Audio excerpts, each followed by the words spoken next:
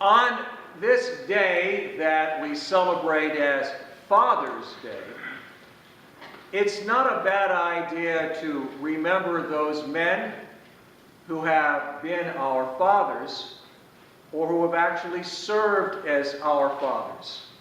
For instance, we don't know much about Joseph. Joseph shows up just for a brief time in the Gospel according to Matthew to accept the responsibility of, in essence, being Jesus' guardian, his earthly father. He does this knowing full well that Mary is pregnant with a child that is not of his own biological nature. And evidently, Joseph does a very good job. Now, I say this in this light. The character that Jesus expresses as a young man, as a man, has got to have been influenced from this role model, from this mentor. And I suspect that Joseph, being a carpenter, probably taught Jesus one of the important rules of carpentry. Measure twice, cut once. Measure twice, cut once. Which is not unlike another good rule.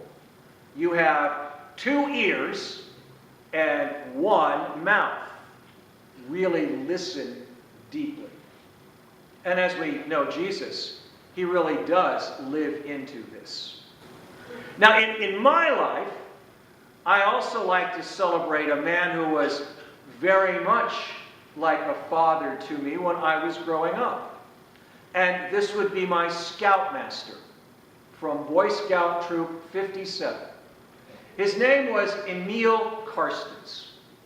Now, Mr. Karstens, well, if Norman Rockwell was going to picture or paint a scoutmaster, that's Emil Karstens. He had the gray hair that just flowed perfectly on his head, the chiseled jaw, and he was a man who could wear shorts, even with those silly knee socks at that time in the Boy Scouts. He was truly a man's man. And when Emil Karstens would call you on the phone, the old style on-the-wall kind of phones with cords, you would have your telephone in your hand, not to your ear. You would hold it out far because he had a deep, booming voice. He was the man that made sure I understood and took into myself the Scout law. A Scout is trustworthy, loyal, helpful, friendly, courteous, kind, obedient, cheerful, thrifty, brave, clean, and reverent. We always had whoosh at the end.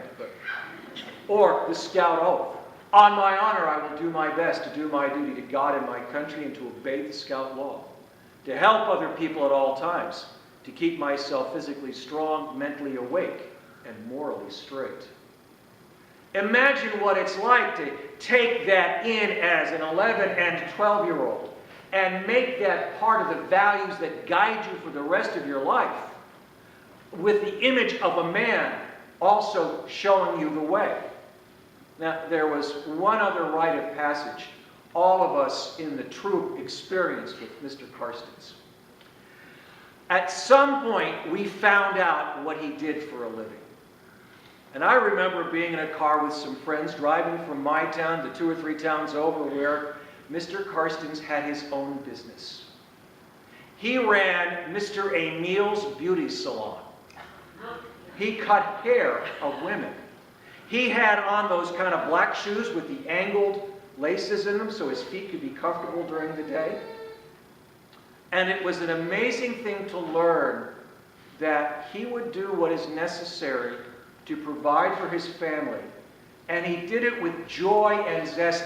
He loved doing the work that he did, and he did it well. What a great gift to us as young men to see such a balanced and wonderful man giving us an insight in how to live life.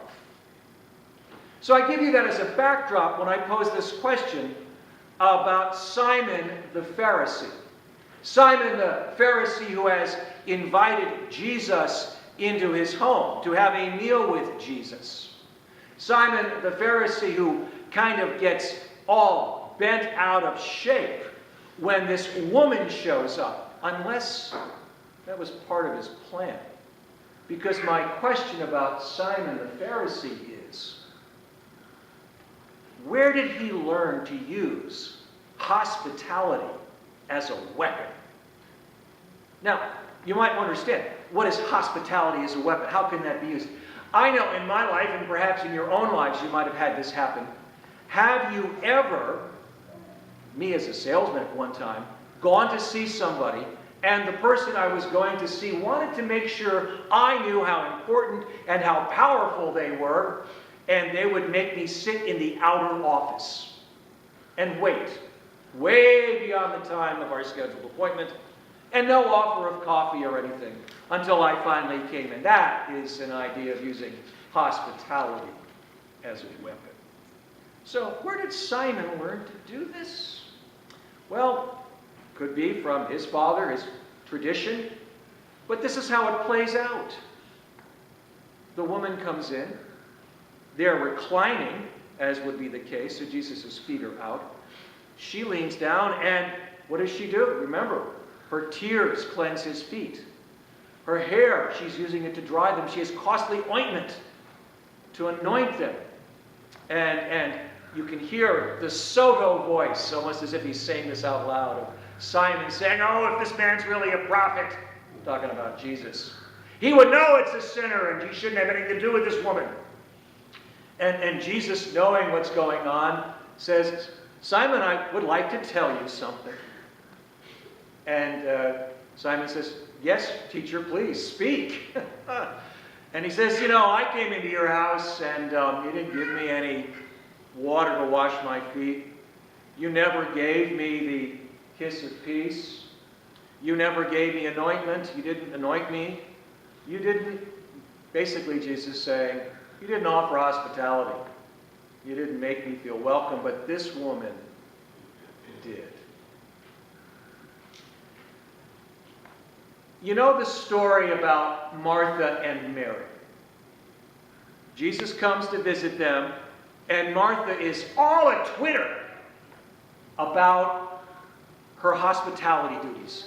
She's so busy getting everything ready. She wants to welcome Jesus in the most proper and wonderful way. It's like she went overboard. It's not a weapon at this point, but she lost sight of what the hospitality was supposed to offer.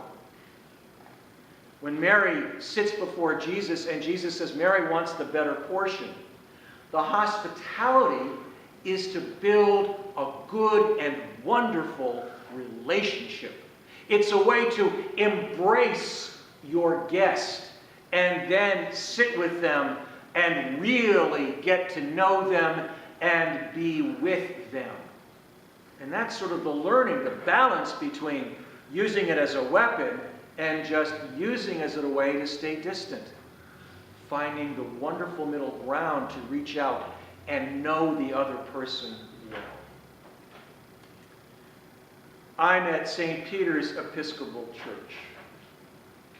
There's not a whole lot of problem with hospitality in this congregation. Food flows, laughter erupts.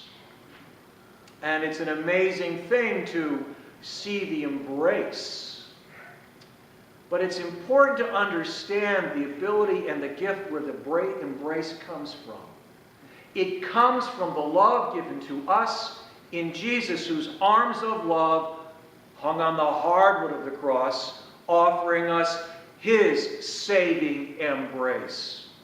When we offer hospitality, we are offering that same saving embrace. It's simply not just a cup of coffee or today an eclair. It's more than that. It's a way of saying, I value you. I want to get to know you because God has put you in my midst. And hopefully you'll see that I've been put by God in your midst. And the hospitality is for us to walk knowing that we're all sinners in need of forgiveness and love that we have found in Jesus Christ. But that is the hope of the embrace. That is the gift of the Spirit when we share that love in our arms. So perhaps today, as you reflect on those fathers, mentors, or as we did last month, mothers, who helped give you the depth of understanding of how to be in relationship, give thanks for them as you give thanks for the love we have found in Jesus Christ that makes it even possible for us to know the love that makes true hospitality possible. All these words I offer in the name of God, Father, Son, and Holy Spirit. Amen.